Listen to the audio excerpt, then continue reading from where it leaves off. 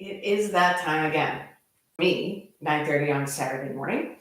I know I missed a week or two there, but I have been to Kapalua. I've learned a ton, and I'm going to share some of that with you today. Today's focus will be on mobility and balance, kind of the basis for living, and even for those of us who have limitations, who have trouble standing, who maybe have some limbs that either are compromised or not there. There's an opportunity for you to find a way to do yoga as well. So if you need to be in a chair or are already in a chair, feel free to make that happen if you haven't already. And we're going to start. For those of you who can stand, please stand. If you're in a chair and you are not permanently in a chair, perhaps you could scoot your bottom all the way back. Place something under your feet so that they reach the floor. And you can work from there at any point, or you can stand up or sit on the floor, again, depending on what you're able to do. So we're going to start with some energy movement. And if you have limitations, especially with arms and shoulders and with breathing, you might check in with that and visualize that you are making those actions. You're going to start standing or seated with the feet on something, and go ahead and roll around a little on your feet. You might need to use your knees if you're in a chair. Or again, you might be visualizing this, just starting to feel what you can feel. If you can feel your feet, all four corners. This in and of itself is both mobility and balance. And we're going to bring a little bit of challenge to it for those who can, and we're going to roll in the other way. Make sure the feet are a little bit apart. And then we're going to go ahead and shift weight onto the right leg and come up to the ball of the left foot. Just the ball of the left foot. I'm going to feel what that feels like. And we'll breathe.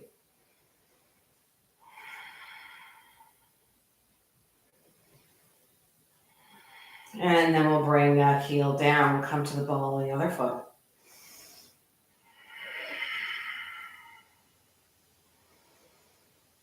And we'll bring that down. We'll come to the toes of the left foot. Let's feel what that feels like. If your hips maybe have slid in your chair, or if you're standing, you're starting to turn one way or the other, you're going to work to bring equilibrium and equal squared upness, not a word, of your hips. And then we're going to come back down. Now we're going to take it on the other side. By the way, I did not mention my name is Karen. But hopefully you know that by now, or if this is your first video that you're doing with me, my name is Karen. All right, we're going to bring that down. Hands by your sides, and whatever parts of your body you can move, whether you're standing, seated, or otherwise, go ahead and just move them. Find a little...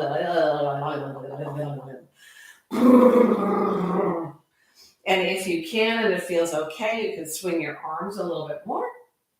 Maybe finding little taps along your body, especially to the outsides of your chest, under your arms, the fronts of the shoulders, maybe even up and down the arms. And already I feel more energized.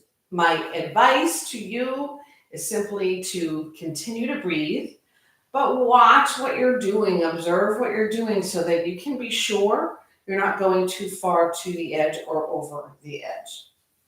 I'm going to come back down with the arms. And again, you might remain seated. This time we're going to come to the ball of the left foot again. And then we're going to lift the knee upward, keeping the foot hanging. And bring that foot back down. If you have to hold on to something, feel free. We're going to go ahead and bring the other knee up. We're going to do this later as well, and then bring it back down. Shrug the shoulders up to the ears, send them behind you, release them with a breath out. Again. Whenever it doesn't feel right, you can change it or do something else. We're going to go in the other direction.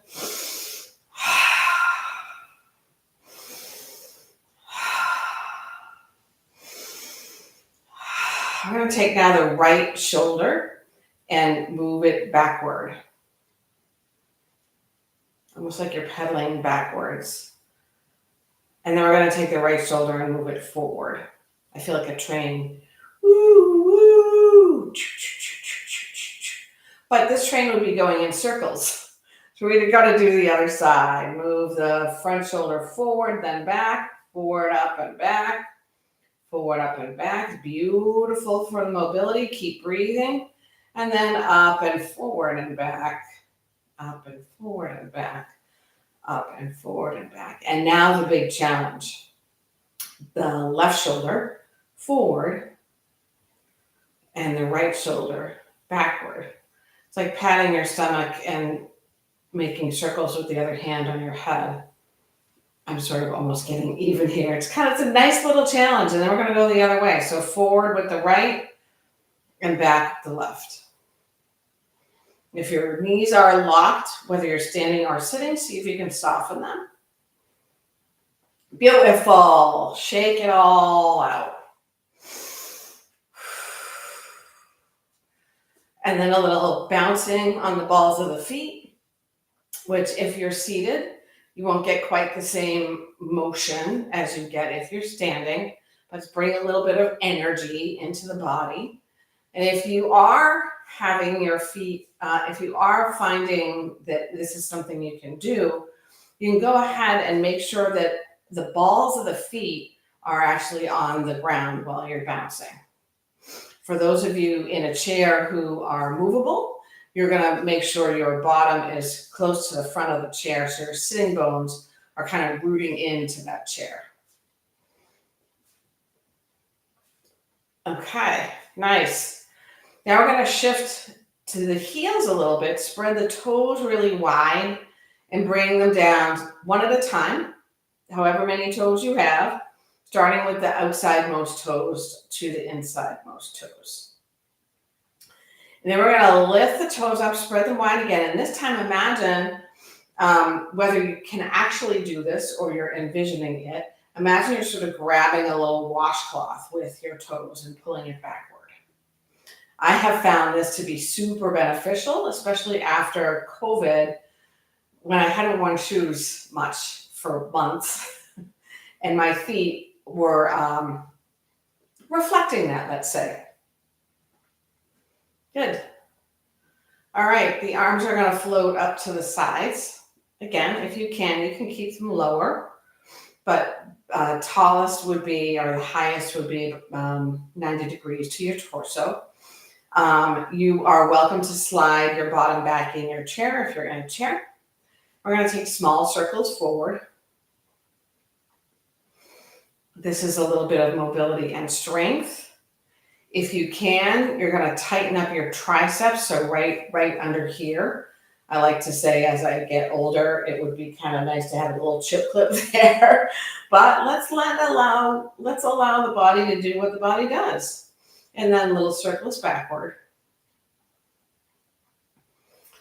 And then medium circles forward. Don't forget to breathe. Medium circles backward. And really big circles, only as big as you can take them if you can. And if it feels maybe challenging, but not painful. If it feels painful, you'll come back to smaller circles. We're going to go the other way. I'm feeling pretty warmed up. I don't know about you. We're going to drop the hands by the sides and shake things out again. So, in terms of posture, in terms of load on your spine, one of the reasons that I'm standing, and by the way, I'm not a yoga therapist. I am a yoga instructor. And just have recently learned some things about what happens as the body ages that are informing this practice and informing actually all my practices since last week. So in terms of standing or sitting straight, if you are on a chair, scoot your bottom forward so that your sitting bones are rooted into the front of the seat of the chair. And again, your feet should be on something. They cannot be flat on the floor. For those of us standing, your feet are even and parallel. If you feel like you have some balance concerns, you might bring the feet a little bit wider, or maybe you come to a wall or some sort of prop just so you have it available to you. Spread the toes and begin to feel an energy sort of drawing up from the inner arches of the feet all the way to the knees. Knees are a little soft. And then it draws up even further, so your hips are right over your knees. And then the tailbone points down, and we create a little hug of the belly. So rather than, I don't know if you can see it or not, maybe from the side, just a teeny little hug, almost like you had a pair of jeans that you just washed and they're kind of tight, and you went to zip them up. But oftentimes it brings our shoulders up. So we're going to lower the shoulders and stack them right over the hips. Loosen the arms, and then ensure that the head is not back or turtling forward. It's almost like the back of the head is resting lightly on the headrest of a car, and the chin is a little bit tucked. And again, your arms are heavy. They don't need to be active. This is your stance. Now we're going to work on our breath.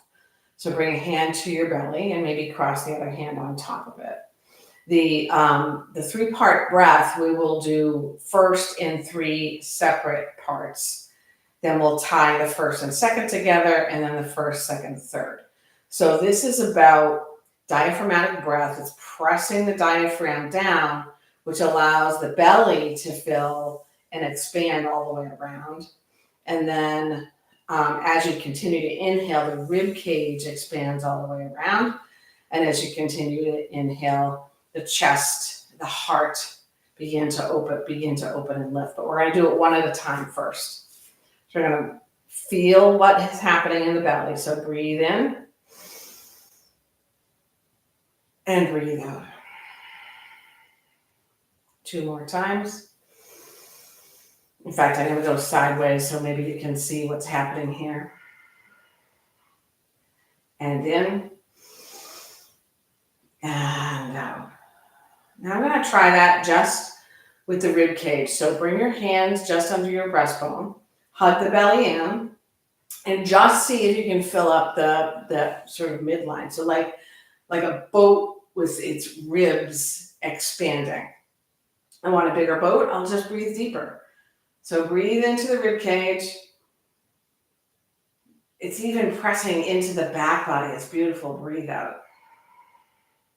Into the rib cage. Breathe out. Into the ribs. And breathe out. And now the shallowest way of breathing. Well, maybe not quite. Maybe the shallowest way is you're not even expanding any part of the body. Hands just below your collarbone on your chest. And we're not going to breathe into the bottom or the middle. We're just going to breathe into the top. Your breath will probably be slower. So we breathe in and out. You can see my heart lifting a little bit. And out.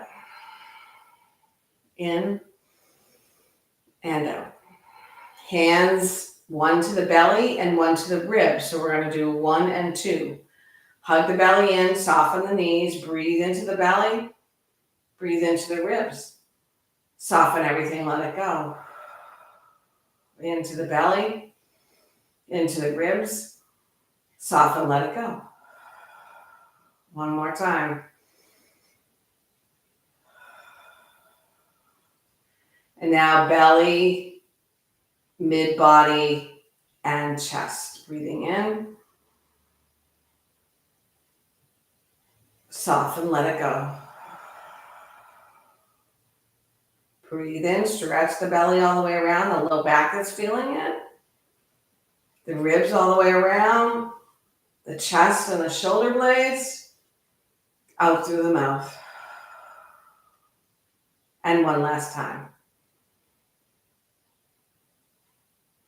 Let it go. Nice. So while we don't do a full diaphragmatic breath in every posture, it is something that is very, very helpful for getting rid of tension or concern or loosening up emotions, especially the emotions that we talk to ourselves about when we talk not nicely to ourselves. So breath, really, really important. So we've worked some balance. We have worked some mobility with our joint movements. We haven't done a lot yet with the neck, the hips, the knees, or the ankles. So you are welcome to lie down. And if your chin is lifted up like this, you can place something under your head. But I'm going to remain standing as if the floor is behind me so that you can reference what I'm doing if that is helpful. So hands are by your sides. And if you can, the palms face up. Now we're just going to really, really gently turn the head to the right. Don't have to go too far. Loosen the shoulders. Soften your knees if you're standing. Breathe in. And maybe there's a teeny bit more space to work with, but we're not going all the way to the edge so we can have safety in the neck and the spine. Inhale, nose to the front. Exhale, breathe in. Exhale, turn your head to the other side. Breathe in. Exhale, maybe there's a teeny bit more space. Breathe in, front and center. Breathe out. Breathe in. This time, right ear to right shoulder. We're going to stay here. This might be enough for you. Or you might decide to take your right hand to your right hip. We want to get a little longer in that side body and perhaps reach the left arm up, straight up. And I don't know if you can see that like little minuscule extension. I hugged my belly in and that made my torso extend again. If you like, you might curve that elbow a little bit. Again, all of this is your choice. And maybe you look down toward the floor. Maybe you look up toward the hand. Maybe you spread the feet.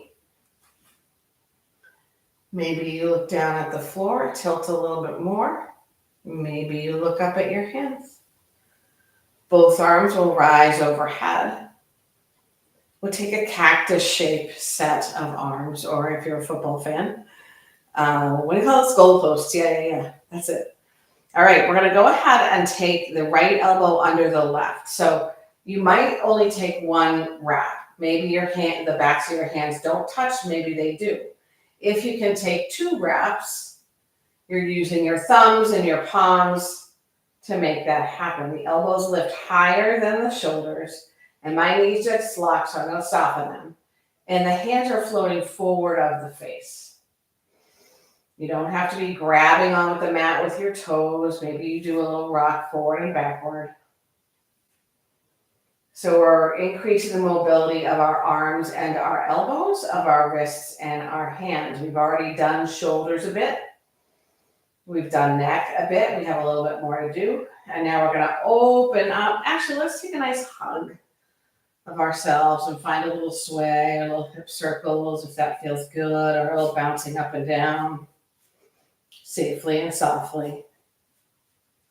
And then we spread the arms like wings. They come a little behind us.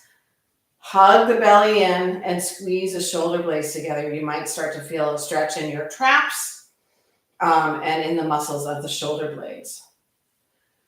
Elbows into cactus shape again. And this time we take the left elbow under the right. Again, it might be one wrap with a big V between the hands. It might be one wrap with the backs of the hands or the arms together. Or maybe it's two wraps, the elbows lift shoulder height or higher. The hands float from the space. Again, the face. We find a little movement, softness in the lower body.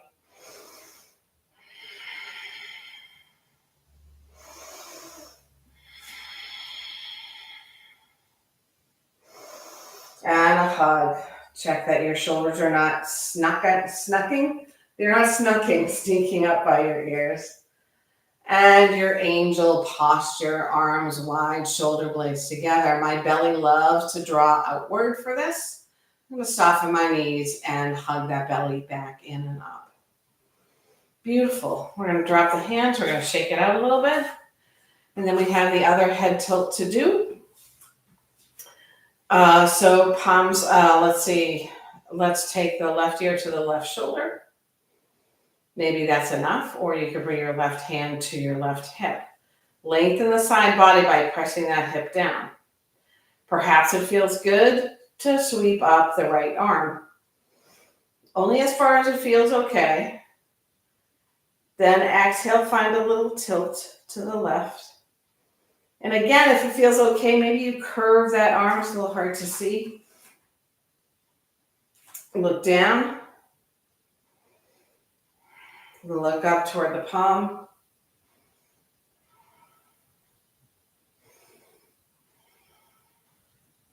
This time we will rise up, both arms overhead, and bring the hands to the heart for Samasthihi. You might say, this is not as active as I would like. I'm going to check the time because we are going to get a little bit more active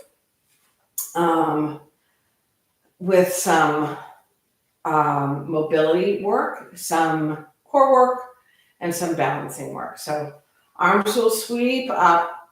We're going to come into sort of a chair stand. So you're bending at your knees. You're hinging at the hip creases.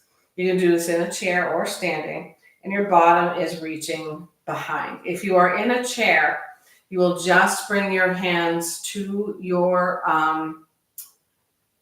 thighs right above your knees and lower the shoulders, draw the belly in, lengthen the neck. Don't drop the head. If you are standing, you're welcome to stay here, or with bent knees, you can lift your hips a little bit, keep a nice long back, and then whenever you can maintain that back is how far you go.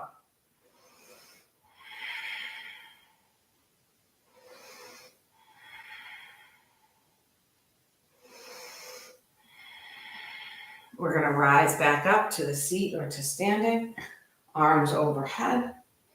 And then standing, we'll come back to a chair pose, checking that the knees are not overreaching the toes. And for everyone, we'll take a little twist. If you're sitting in a chair, your right hand can take a hold of the seat, and the left arm forward, and otherwise those standing take a full east-west twist. Again, going as far as you can, but not overreaching the edge. Left hip draws back. We draw forward both arms, and then we lock them into our shoulders. And then we take it to the other side. Left hand to the seat of the chair or behind you.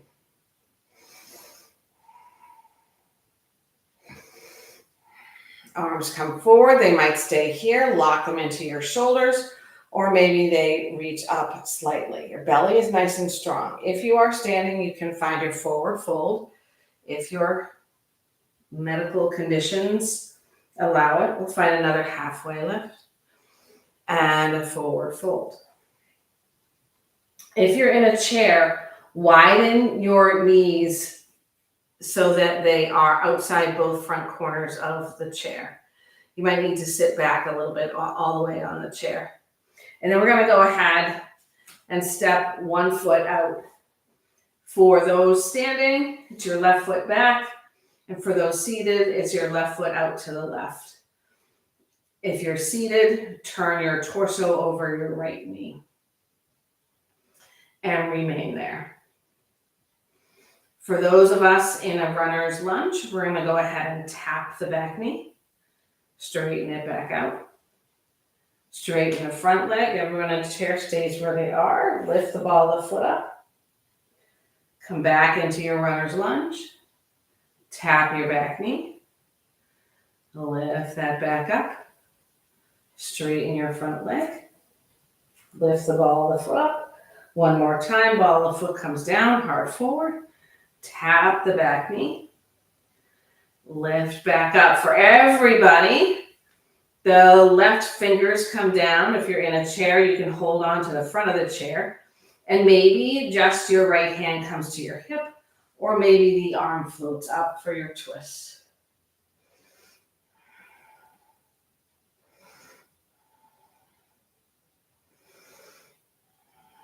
Those standing will step forward. Those seated will draw their knees together in front of the chair. And we'll find our chair pose once again. Warmed up. And rise to stand. Exhale, hands together at your heart, or those rise up in your seat, hands together at your heart. I'm going to take that to the other side. We lift the arms, hands to the heart. A chair. If you're in chair, literally in a chair, you're going to scoot your bottom forward, and you're going to shift your heart forward at your hips. You don't want to round the spine. You want to keep the spine nice and straight. The hands come to your thighs. If you're sitting in a chair, you stay there. If you're standing, a forward fold. In a chair, the knees spread wide up to the outside of the chair. And for everybody, the right foot moves out and back. Shoulders away from the ears, belly strong. We lengthen that front leg. Peel the ball of the foot off the mat or the floor or the chair. You can stay where you are. Tap the back knee. And we'll take that 2 more times.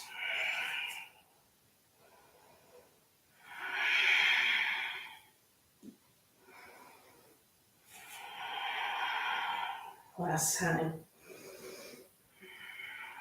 Everyone, right hand stays connected to something. Left hand comes to your hip or up by your ear for a twist.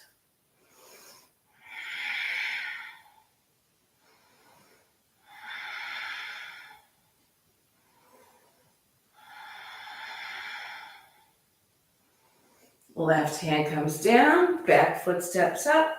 If you're seated in a chair, go ahead and draw the knees in front. Everyone takes the arms overhead and the hands come to the heart.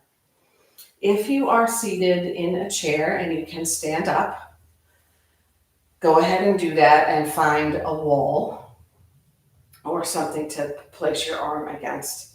You're going to mimic as much as you can of the next postures, but don't overdo it. So we're going to work on our balance again. So we've now done mobility of neck, shoulders, elbows, wrists, spine with our twists and our bends and our back bends, hips, ankles, and toes. We haven't actually done our wrists and our fingers, so why don't we start there? We're going to go ahead and find some circles with the wrists. Other way. And then let's set the feet apart. Let's crouch a little bit. You can do this in a chair too. So the fingers come to these sort of lion claws kind of thing. And then we spread them out. Inhale when you spread them out. Maybe you do the same thing with the feet.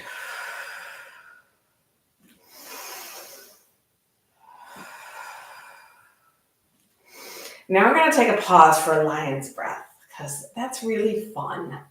So your elbows are still, your arms are still sort of parallel to the floor.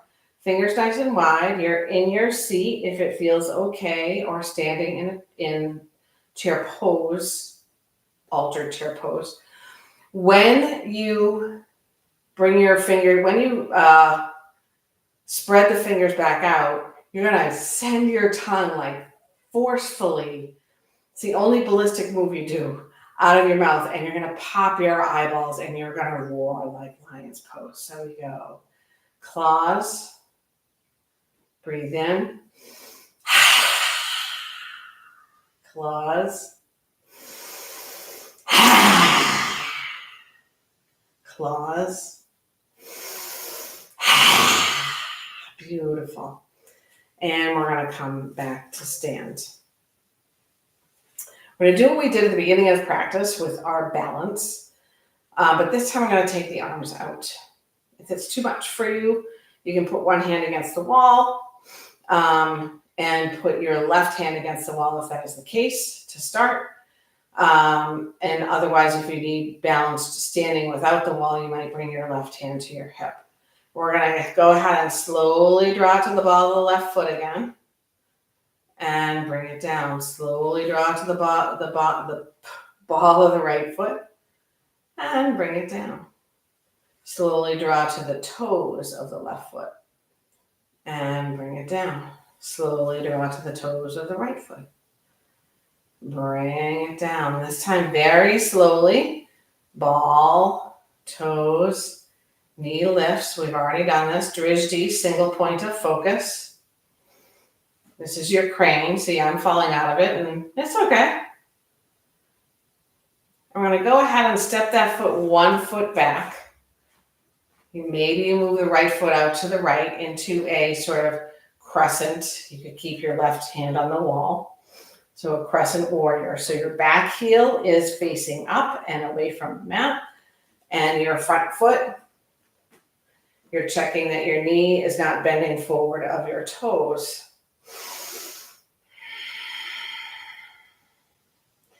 If you have as part of your practice bind, you can go ahead and reach behind you.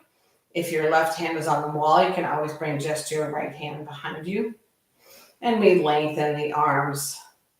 If you like, and you have this as part of your practice and it feels okay, you can go ahead and humble this crescent warrior. You want a nice long back, not around its spine.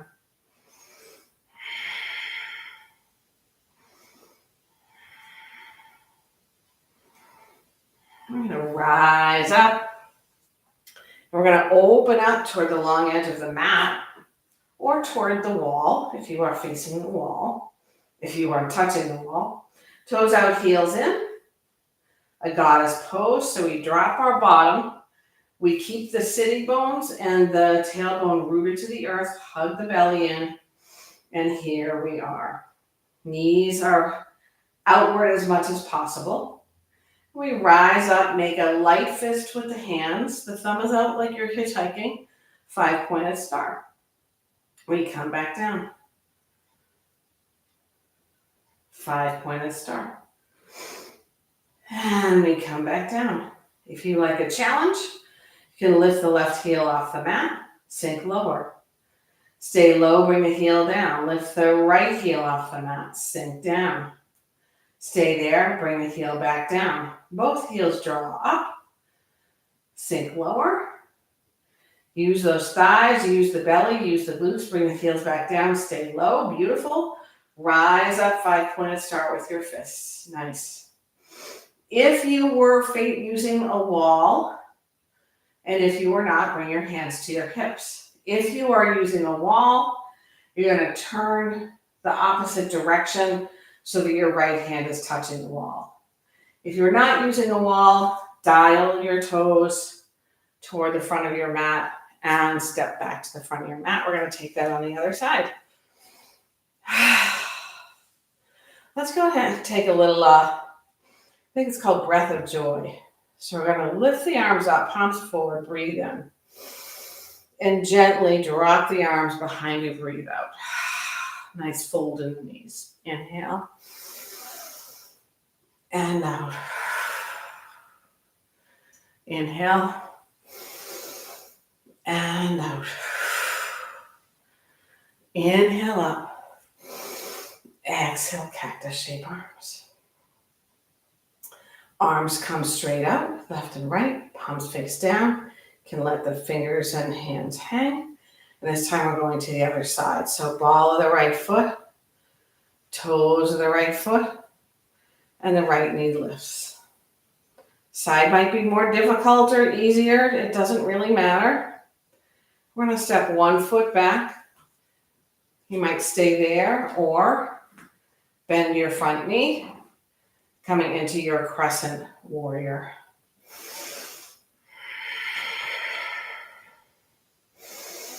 Juicy bend in your front knee. You're squeezing the right glutes. You're reaching away and up with that right heel. Belly hugging in and up. Maybe you drop your hands or one arm in a half bind. Find a little bind here. Lengthening the arms if you are not leveraging a wall. And finding a humbled warrior.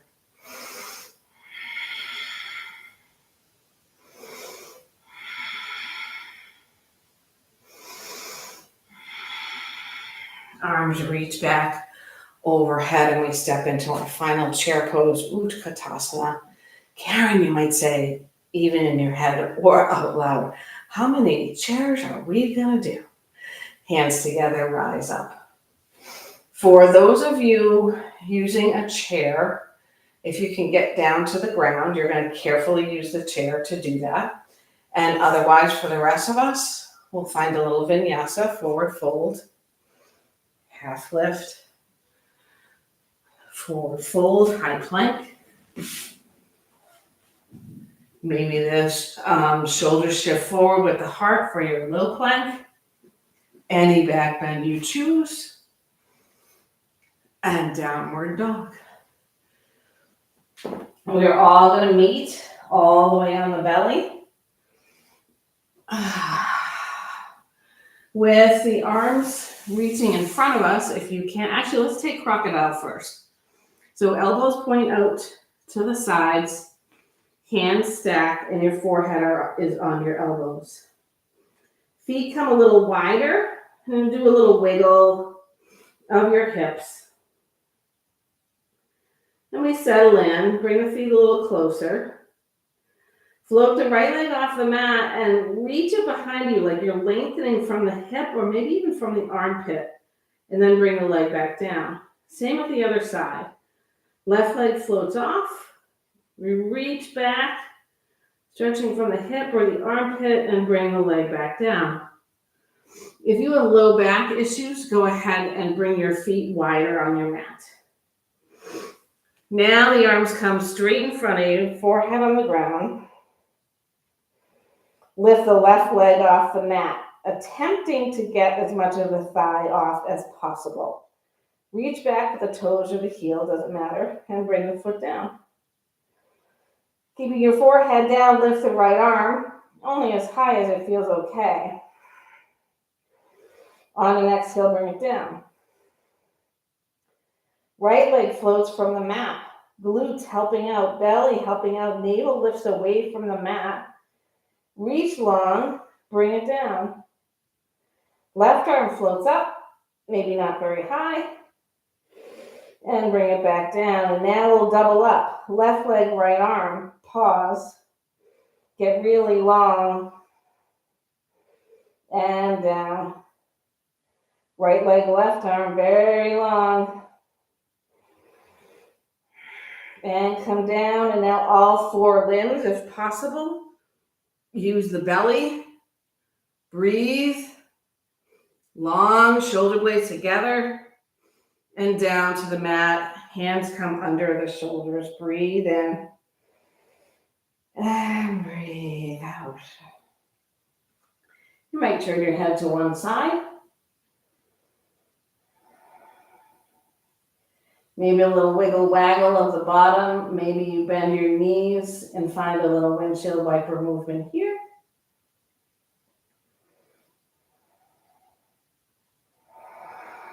And legs come down. Turn your head to the other side.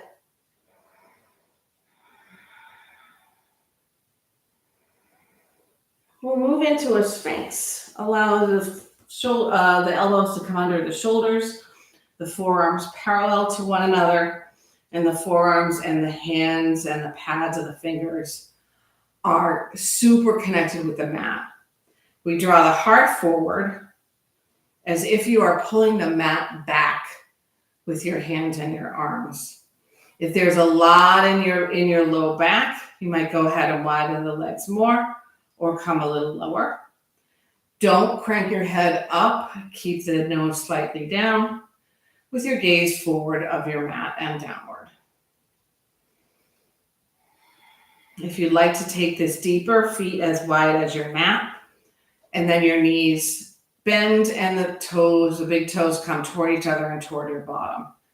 If you'd like to take it even further, you might take your hands outside your chest and press upward for your cobra prep.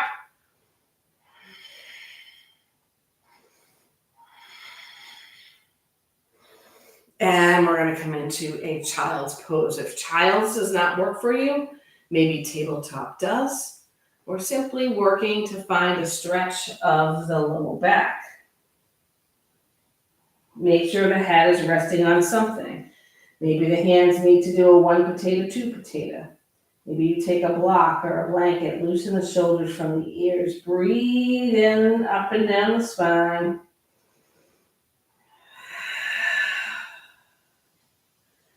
Left to right and right to left on the hips. After back bends, knees together can make a big difference.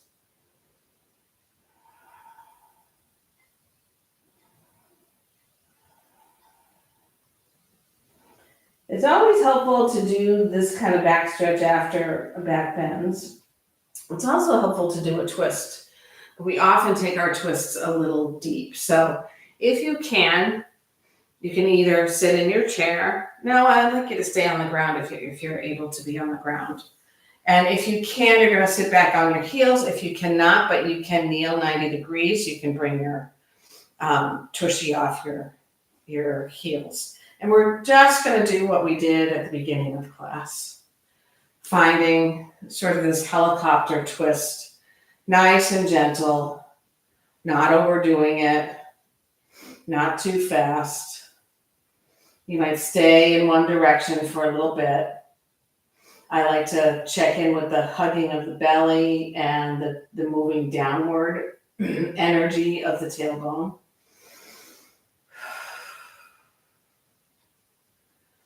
All right, we're going to find our way all the way onto our backs. I will go sideways. We have just a couple more minutes of postures before we go into Shavasana. So knees are bent, back is on the ground, and as I said, if your chin is upward and tucking it doesn't really work for you, you don't want the back of the neck to be totally straight, you might place a pillow or just bunch up a hoodie or something and place it under your neck or your head. We're going to go ahead and take our supine figure 4. So both feet are on the ground. Right ankle crosses above the left knee. You can stay here with both feet active and simply press the right knee away from you. If that brings either the left sitting bone off the ground or the right shoulder blade off the ground, maybe you don't do that. But if you have the mobility, you can draw in that left knee. And again, maybe stay with the hands on the ground, or you utilize that loop created to draw the thigh in. You want to rest the shoulder blades back down. When you activate the feet, it protects your knees. And we breathe.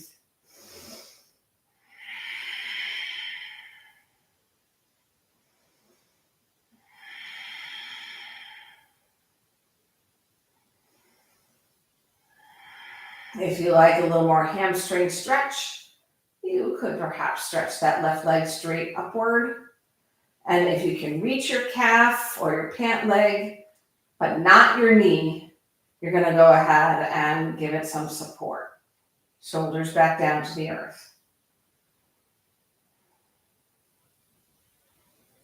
And we'll plant the left foot. Take this all to the other side, taking your time.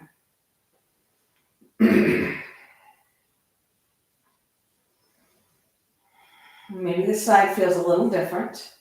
Not better, not worse, not black or white. It's different.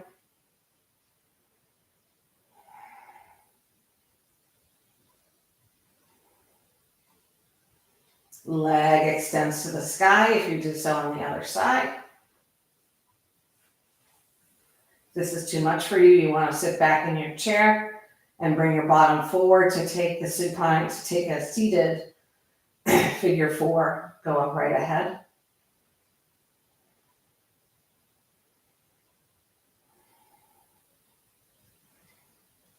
hug the knees into the chest, give them a good squeeze, and go ahead and make circles in the sky with your knees. So you're bringing a little more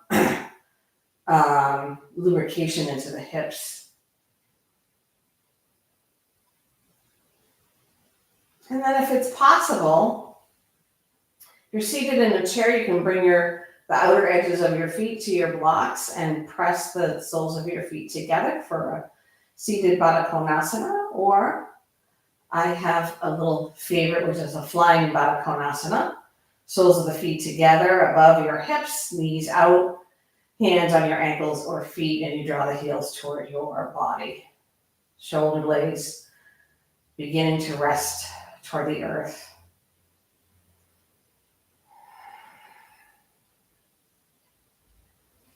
If you have gone back to your seat or you prefer to, take your time to make that happen. And then we're all going to meet with wide feet and knees touch. A little gentle swaying left to right. And if you're on the floor, maybe your knees drop all the way to one side.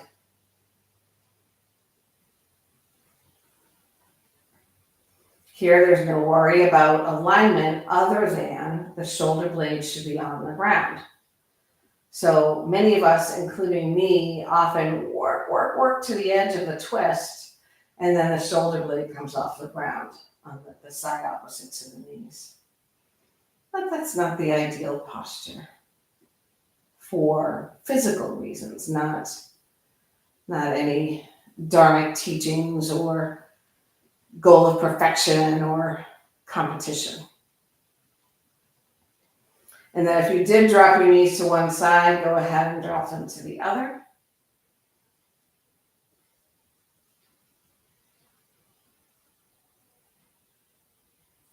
And if you're on the ground, go ahead and find your final resting posture, perhaps Shavasana or legs up the wall. That could be virtual or literal, actual. If you're seated in your chair, scoot your bottom back toward the back of the chair and bring your feet to your blocks or whatever, as long as they are resting on something. Take a nice big breath in and a full breath out. Let all of your practice integrate, coming together, the breath,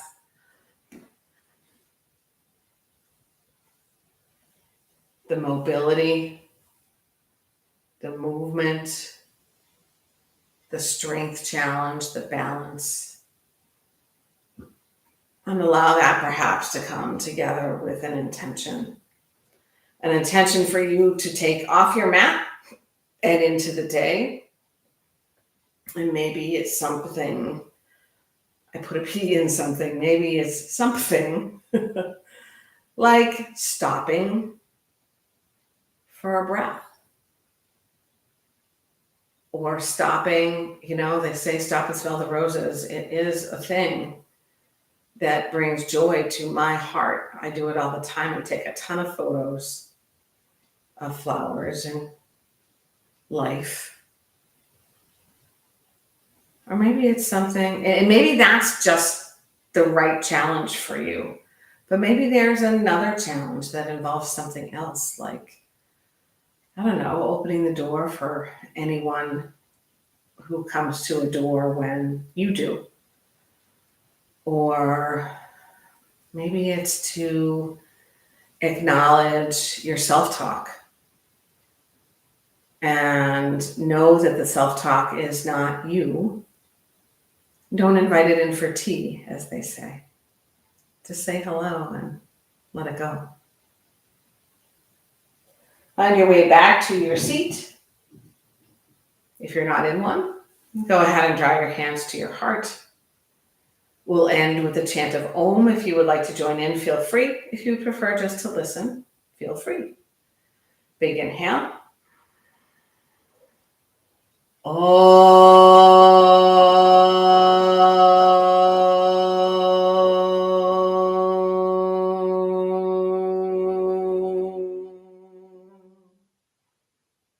Namaste. As always, it's a treasure to practice with you, even when I can't see you. I get this beautiful energy and share in your joy, in your practice, and respect that you carve the time out to make it to your mat. Have a great morning, afternoon, day, night, week, whatever. And I hope to see you soon. Bye.